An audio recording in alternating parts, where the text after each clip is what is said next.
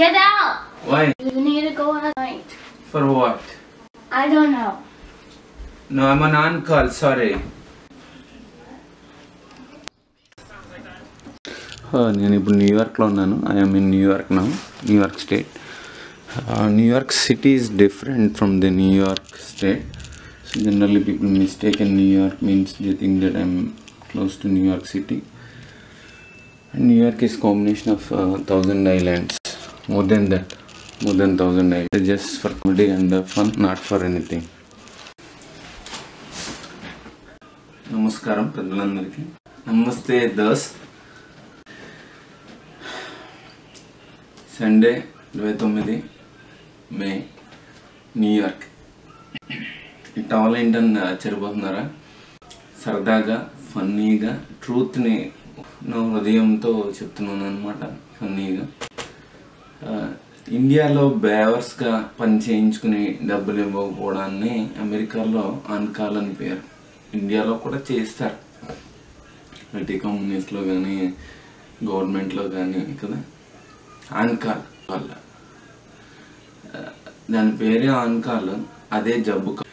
దాని పేరే on call, దానికి ఉన్నది డబ్బు కాల్, దానికి ఉన్నది డబుల్ కాల్. సో కాల్ వస్తే పనే.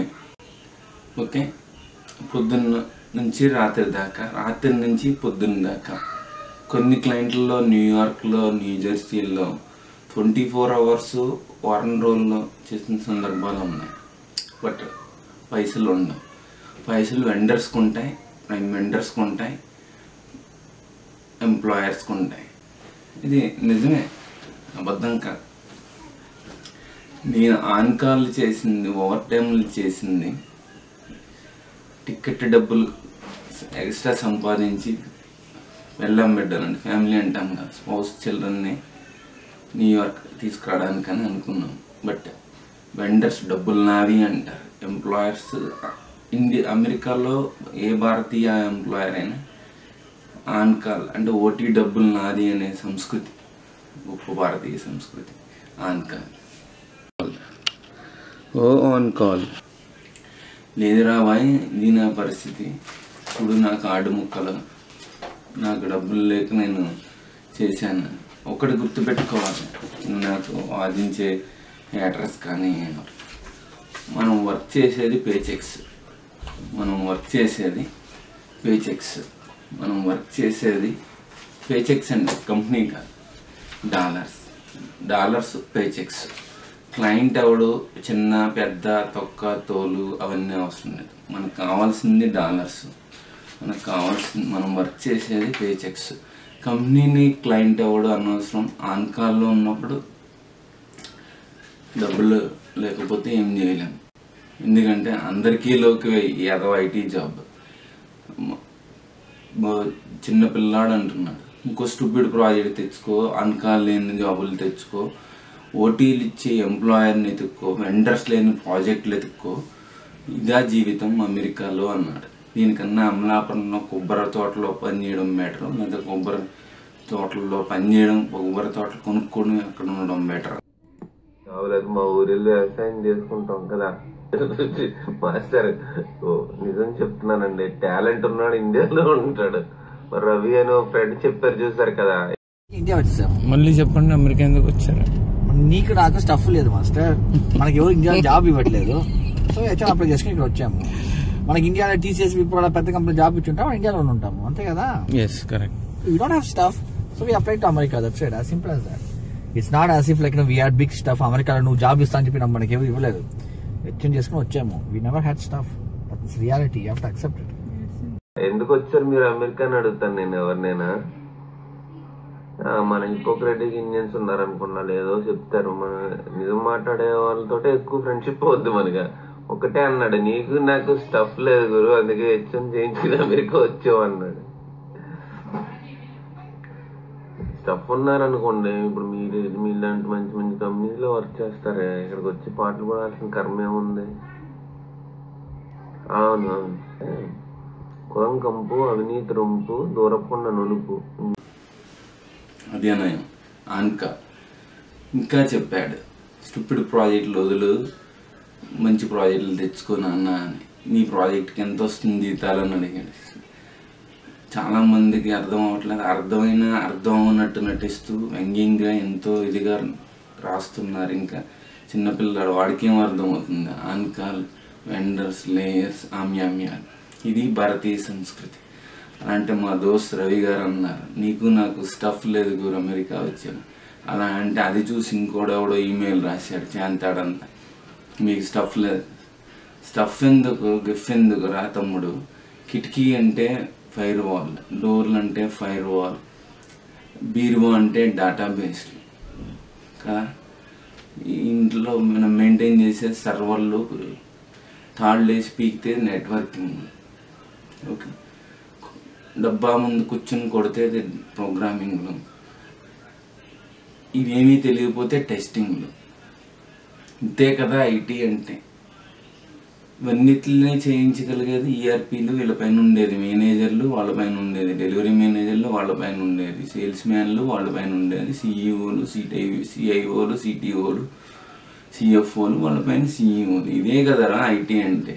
దీనికి స్టఫ్ ఎందుకురా తమ్ముడు? అర్థమైందా అన్నయ్య? అనుకోవాలి.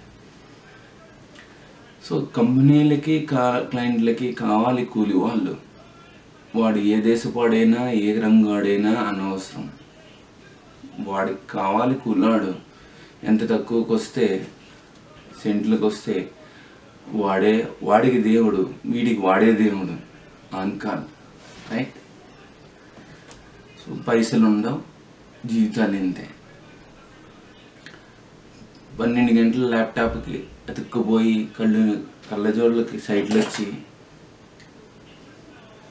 నడుంకి డిస్క్ స్లిప్పులు వచ్చి, మెడలకి డిస్క్ స్లిప్పులు వచ్చి, వారతులకు పారిపోయి, ఇక్కడ ఇండియా డాక్టర్ల దగ్గరికి వెళ్తే ఒక్కలో వైద్యం చేసి ఇంత కష్టమైన ఎగ్జామ్లు ఎలా పాస్ అయ్యారో ఆ పైవాడికి తెలియాలి. అయ్యానంటే మా పైన పాకిస్తానీ నైబర్స్ ఉంటున్నారు, చుట్టుపక్కల అమెరికన్స్ ఉంటున్నారు. ఇంతకుముందు కెన్సింగ్టన్ ఫోర్ట్స్లో ఉన్నప్పుడు పక్కన తెలంగాణ, ఆంధ్ర, రాయలసీమ ఎవరైనా ఇక్కడ అందరూ రకాలుగా విడిపోయారు. వాళ్ళనే భోజనాలకి పిలుస్తారు, విందులకు పిలుస్తారు, ఏమిటో తెలియదు, అవుట్ ఆఫ్ కంటెక్స్ట్ చెప్పేసాను. కమ్యూనిటీ అంటే హ్యుమానిటీ, కమ్యూనిటీ అంటే క్యాస్ట్ కాదు, కాదు. ఓకే, దమ్ము కొట్టే దోస్తులు ఉన్నారు, మందు కొట్టే దోస్తులు ఉన్నారు, చుక్క పక్క మక్క ఏం కావాలన్నా అన్నిటికీ అడ్డు అనుకాలి. సో ఆలి పిల్లలు కూడా ఐటీలో ఉన్నవాడిని తిట్టుకుంటారు. ఐటీలో లేని అమ్మాయి అయితే అదో ఆనందం, అదో బాధ. ఐటీలో ఉన్న అమ్మాయి అయితే అది కూడా ఫేక్ రెజ్యూమ్లు, డాలర్లు, కక్కుర్తులు. తప్పు అనుకోద్దమ్మా చెల్లెమ్మ, అక్కమ్మ, నిజాలు మాట్లాడితే తప్పేముంది, మనం చేసేదే ఇక్కడంతా అదనమాట. అందరూ పోతాం ఏదో రోజు అనుకాలి. ఓకే, సో వర్రీ ఎందుకు దానికి? సో మందు వాడు ప్రశాంతంగా దమ్ము కొడుతుంటే మళ్ళీ అనుకాలం లోపలికి రావాలి, కనెక్ట్ అవ్వాలి, చూడాలి. ప్రాబ్లమ్ డబ్బులు ఉండవు, పైసలు ఉండవు, బట్ అనుకాలి. అదే ఇండియాలో పనిచేస్తే బేవర్స్ కాల్, ఇక్కడ ఆన్కాల్, దాని పేరే ఆన్కాల్. అది బేవర్స్ కాల్, ఇది ఆన్కాల్. అక్కడ వాడు అనుకుంటాడు కుమార్ గాడు అమెరికాలో ఉన్నాడని, వాడికి తెలియదు ఇక్కడ బాధలన్నీ. బట్ నిజం మాట్లాడితే పిచ్చోడు అంటారు, అబద్ధాలు చెప్తే ఆడు గొప్పాడు అంటారు, హిపోక్రసీగా మాట్లాడితే ఐఏఎస్ అంటారు, అందరినీ నమ్మించి మోసం చేస్తే రాజకీయ నాయకుడు అంటారు, డబ్బులు లేకుండా పని చేస్తే వాడిని ఆన్కాల్ ఐటీ గై అంటారు. ఆన్కాల్ ఏదో వస్తుంది చెప్తున్నానండి, ఎక్స్పీరియన్స్ అనుభవాలు. ఇండియా ఎప్పుడు వెళ్తామా, వెళ్ళలేకపోతున్నామా అని మనకుంటుంది. ఇండియా వెళ్తే వీళ్ళు పిల్లలు స్కూల్ పోతుంది, ఫ్రెండ్స్, మళ్ళీ తిరిగి వస్తామో లేదో వీసాలు గొడవ అని వాళ్ళు పిల్లలకి వెళ్ళాలి. ఇక్కడ ఉన్నాడని అక్కడ వాళ్ళు బాధపడతారు, అక్కడ వాళ్ళు ఇక్కడ రాలేదని, ఇక్కడ వాళ్ళు అక్కడికి వెళ్ళలేదని బాధపడతారు. ఇక్కడ ఉన్న వాళ్ళు ఇక్కడే ఉన్నామని ప్రశాంతంగా ఉండరు, ఎందుకంటే ఆన్కాల్. మండే హాలిడే, లాంగ్ వీకెండ్ హాలిడేలు ఉంటాయి, 11 రోజుల హాలిడేలు ఉంటాయి, బట్ ఆన్కాల్, ఎక్కడికి వెళ్ళలేము. 3 వారాలు అమెరికా బయట ఉంటే వాడు అమెరికా ఒక కూలి పనికి అనవసరం, అది కూడా తెలియాలి. వెళ్ళి 6 నెలల నుండి ఇక్కడికి వస్తుంటే కుదరదు. అది అమెరికా 2000 గంటలు పని చేయాలి, మిగతాదంతా ఆన్ కాదు, అంటే డబ్బులు లేదు. ఒకవేళ కొన్ని ప్రాజెక్టులో ఓటీలు ఇచ్చినా అది రిమైండర్ ఇవ్వాలి, ఓటీ క్లయింట్ కాదు. ఆ ఓటీ డబ్బులు నాదే అని ఎంప్లాయర్లు వెండర్లు. మా రవి గారి దోస్త్ చెప్పాడు, మానవులే భారతీయులు అనకరా, భారతీయులు ఒక్కరే కాదు, మనిషి కన్నా కుక్క బెటరు. ఎందుకంటే మనిషికి ఎంతో వచ్చిన ఆనందం తృప్తి ఉంటుంది. జాబ్ నుంచి వెళ్తూ కంప్లైంట్ చేసి వెళ్ళిపోతారు. ఇప్పుడు నువ్వు ఉన్నావు కదా, నువ్వు కూడా కంప్లైంట్ చేస్తావు కదా, లే అని చెప్పి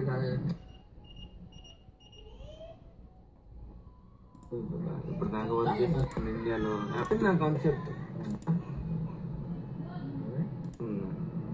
కదా, ఇక్కడ హెచ్ఎండి గార్డ్ గురించి కాదు. వీళ్ళకి ఎంత దాహం ఎన్ని డాలర్లు వచ్చినా సరిపోదు, అది కాదు నేను అనేది. ఇండియాలో అంతే కదా మాస్టర్, ఎవరు సరిపోతాయి మాస్టర్, ఎంత రేట్ పెరుగుతా కూడా ఎవరికి మనిషికి ఆశ సరిపోదు మాస్టర్. అదే మనిషి. కుక్క అంట వేసి తినేసి పడుకుంటది, మనిషి కదమ్మా. ఎంత వస్తా మనకి సరిపోదు. నువ్వు 10,000 కాదు గురు, లేబర్ ఉన్నా కదా, నువ్వు 20,000 ఇవ్వు గురు, నేను 20,000 రూపీస్ కూడా చేస్తాను. ఆశ ఎవరికి గురు?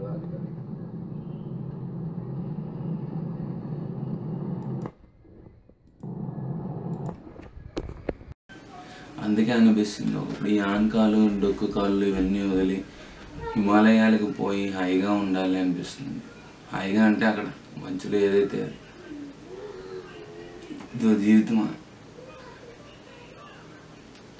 ఆన్కాల్ 2017 అని ఒక H1B మీద వీడియో పెట్టడం జరిగింది.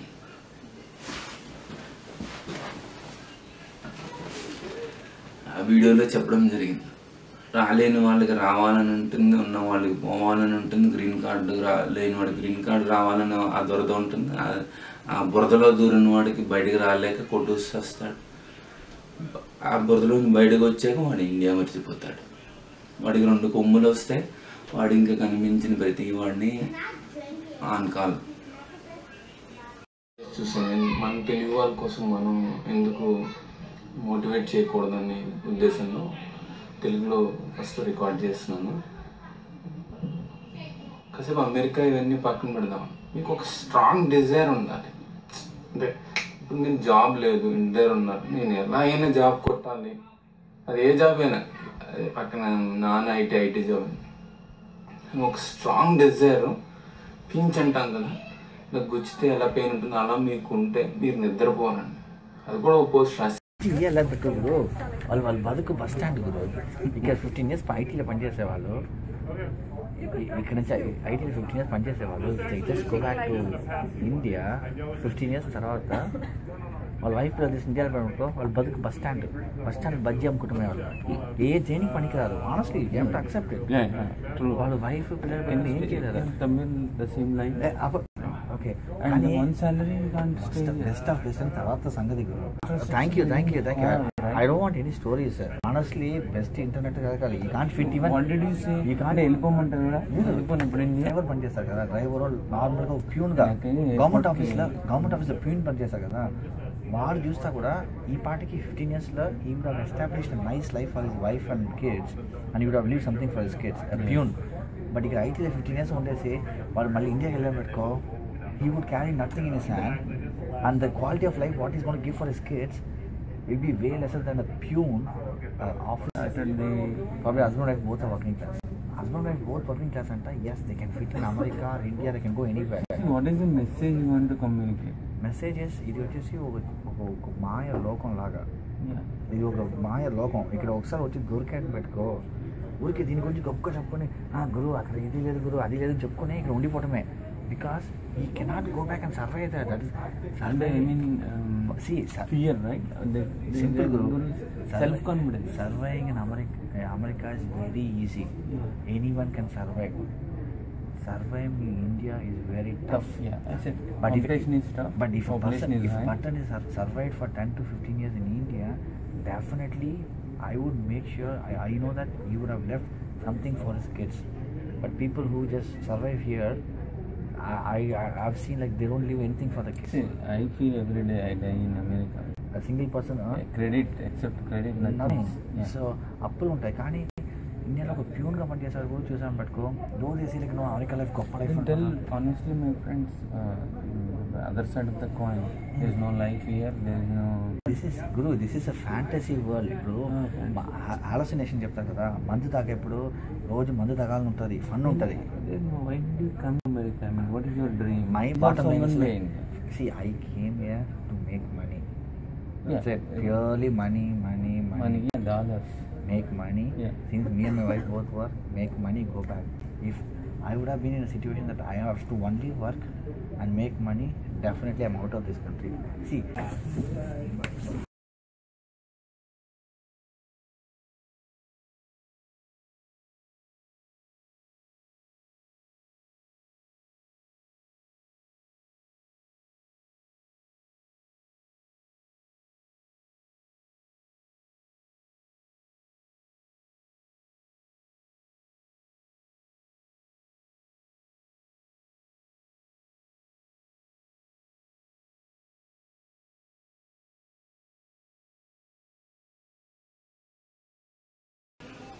ధన్యవాదాలు. On call.